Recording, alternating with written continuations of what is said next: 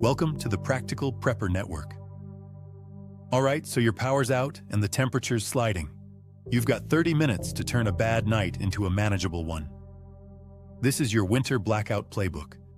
One room, safe light, protected water, simple food, calm routines. No gimmicks, no Hollywood BS. Just what works when the grid blinks and the house starts to freeze. As with everything, we start with mindset. Slow is smooth. Smooth is fast. Say it out loud. Let your kids hear it. Let your wife hear it. This needs to be foundationally baked into how everyone does everything. Your goal is not to heat the whole house. Your goal is to make a small space livable, keep people warm and hydrated, and prevent damage you'll regret tomorrow. If you have kids, assign tiny jobs. Hats and socks on. Bring your headlamp. Pick one comfort item. Small jobs can keep panic at bay in little ones. Step 1. Create your power return signal. Flip one lamp on and leave the switch up. When electricity snaps back, that lamp will tell you instantly. You won't waste headlamp battery or open the fridge just to check. Step 2. Pick the heat zone.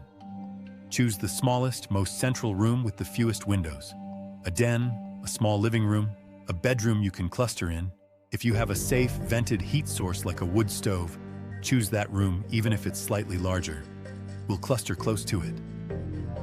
This is where you'll stage light, water, food, and sleep. Step 3. Confirm safety. Tap your smoke and carbon monoxide alarms. Replace batteries if you've been ignoring the chirp. If you own a generator, commit to the rules that save lives. Generator outside only, at least 20 feet from doors and windows. Never backfeed a panel without a transfer switch. Power individual devices with cords and schedule short runs. If you don't have a generator, good. This plan still works. Step 4. Get the comms in check. Send one short text to a friend or relative out of the area. We're okay. Power's out, we'll check in 12 hours. Then airplane mode. Keep the phone warm in a pocket so the battery survives the cold. You're not doom scrolling, you're working a plan. Now tighten the room. Close interior doors across the house. Every closed door is free insulation. Hang a blanket or comforter over big openings and archways with painter's tape or binder clips on nails. Stuff a rolled towel at the bottom of exterior doors in the heat room to block drafts. Pull curtains or blinds over windows to cut radiant loss. If you own reflective emergency blankets, tape them shiny side in to bounce heat back into the room. Dress before you feel cold. Hats on, neck wrap, dry socks. If anyone is damp from snow or sweat, change now. Wet equals cold equals risk. Layering early buys comfort later. Set lighting. Headlamps first. One per adult with spare batteries taped to the strap, because hands-free light lets you tape blankets, pour water, and manage kids. Then add a battery lantern for room fill. Avoid candles for lighting. Open flame and sealed winter rooms are a bad mix, and candles get forgotten when people get sleepy. Build the sleeping core. Think of it as a warm island in a cool room. Stack mattresses, pads, or couch cushions tight on the floor. Put smaller kids in the middle where drafts are lowest. Lay quilts or sleeping bags on top. If you have mummy bags, zip them next to each other and throw a comforter over everything to capture shared heat. Stage each person's hat, gloves, and socks at their spot so you're not hunting by headlamp at midnight. Protect water and pipes. Bring stored drinking water into the heat zone so it doesn't freeze. In general, the target is 2 to 3 gallons per person per day. But tonight you just need enough for drinking, hand washing, and a warm mug if you can heat water safely. If you're on city water and pressure is still present, fill clean containers now. Jugs, pitchers, stock pots. In high-rises or on wells, pressure can vanish without warning. Fill early while you can. Know your main shutoff. Touch it. If a long, sub-freezing outage looks likely, shutting off water into the house and opening the lowest faucet to drain lines can save you from burst pipes. Open cabinet doors under sinks to let warmer room air bathe the traps. If you have heat tape on vulnerable runs, confirm it will come alive when power flickers back. Don't rely on it during the outage. If you must make questionable water safe, Separate steps so you don't recontaminate. Keep one container labeled dirty and one labeled clean. Filter from dirty to clean. For chemical disinfection with unscented household bleach, dose correctly. For standard 5 to 6% bleach, 8 drops per gallon of clear water.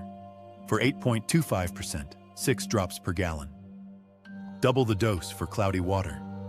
Stir and wait 30 minutes. You should smell a faint chlorine scent. If not, add a tiny extra dose and wait again. A carbon element or letting treated water sit uncapped briefly helps taste. Melting snow is a last resort. Start with a little liquid water in the pot and add snow slowly so you don't scorch it. Then bring to a rolling boil for 1 minute. Now let's stage simple food. Choose no-cook or very low-cook calories your family will actually eat. Tortillas, crackers, nut or seed butter, canned tuna or chicken, shelf-stable soups you can warm quickly, oatmeal if you can heat water, fruit cups, raisins, cocoa mix for morale. Put it on a small tray with cups and napkins so you aren't opening cabinets and losing heat for every snack. Close packages between uses to keep smells down and bedding clean. Manage cold storage. If you have a generator, think in short, scheduled runs to maintain temperature. 20 to 30 minutes every few hours can keep a freezer solid and a fridge cool, if you keep the doors closed. If you don't have a generator, tape the fridge shut if you have habitual openers. Frozen water jugs act as cold batteries in the freezer. Keeping 1 or 2 frozen during normal times pays off now. Protect energy. Phones and power banks hate the cold. Keep them warm in pockets or sleeping bags. If you must charge from a vehicle, run it outside, never in a garage, even with the door open, and use a proper 12-volt adapter or inverter. Route cords safely so no one trips in the dark. Handle sanitation before it handles you. A lined bucket with a snap-on seat, trash bag liner, a little absorbent material like sawdust or shredded paper, toilet paper or tissues, and a small bottle of hand sanitizer turns a 2 a.m. problem into a non-event. Put it in a corner of the heat room with a headlamp nearby. Keep extra trash bags, a roll of paper towels, and a box of baking soda to shake in between uses. Set 3 house rules for the first night. 1. We stay in the heat zone unless we have a job. 2. Phones stay on airplane mode.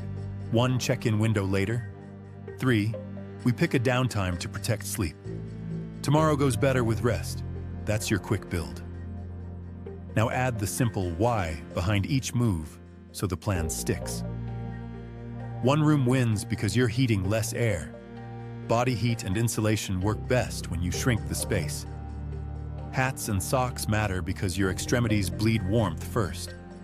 Headlamps beat candles because hands-free light scales your efforts, and flames create risk in a fabric-heavy room. The 1 text to an out-of-area contact cuts battery drain from repeated calls and gives family a single source of truth. Water off the pipes and doors closed is cheaper than paying for repairs next week. A hot drink or a small sweet right after the build buys morale and calm. Common mistakes to skip. Opening the refrigerator to take a look. Tape it shut if necessary. Using candles as a main light source near bedding or hanging blankets. Overdosing bleach because more is safer. It isn't. Dose correctly and wait the contact time. Trying to steam heat the house by boiling pots with lids off.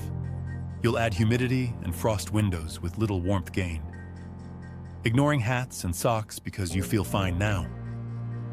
The chill creeps up later. Running a generator in a garage or near a window because it's just for a minute. Carbon monoxide does not care about your plan.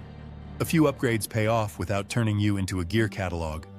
1 dependable headlamp for each adult and older kid, with spare batteries taped to the strap. 1 or 2 battery lanterns you can hang or stick to metal for room light. 2 or 3 stackable water containers you actually like to carry. A gravity filter so you aren't squeezing for hours. A moderate-sized power bank and a car charger. An AM/FM NOAA weather radio so you're not refreshing an app. A roll of painter's tape and a handful of binder clips that live with spare socks, hats, cocoa packets, and a deck of cards in a blackout bin. If you own a generator, a weatherproof cable, and a lock so you can place it far enough from the house without worrying, it will walk away. The next morning, if the grid is still down, repeat your basics. Alarms, heat zone, water, quick text. Then choose one task block you can actually complete. Collect snow for melting if you must. Check on a neighbor, or do a single supply run only if roads are safe. Many outages are hyperlocal. The next town might be normal. If roads are closed, control what you can. Warmth, water, food, rest, and neighbor checks. A spare battery or a hot drink can do more good than you think. When power returns, do a short after-action. Air the heat room for 2 minutes to swap stale air. Restock what you used. Batteries, soup, cocoa, trash bags, bleach. Put a reminder on your calendar for a 1-week review. Fix exactly one bottleneck. Maybe it's a curtain rod to hang blankets faster. Maybe it's more socks. Maybe it's a second lantern so you can keep one high and one low. The winter grid can wobble. Your home doesn't have to. With one small room, smart water, safe light, and steady routines, you keep your world warm and simple while everyone else is scrambling. That's the payoff. A house that stays calm, a family that sleeps, and a morning where you're ready for whatever comes next. Stay prepared, stay safe, and I'll see you in the next video.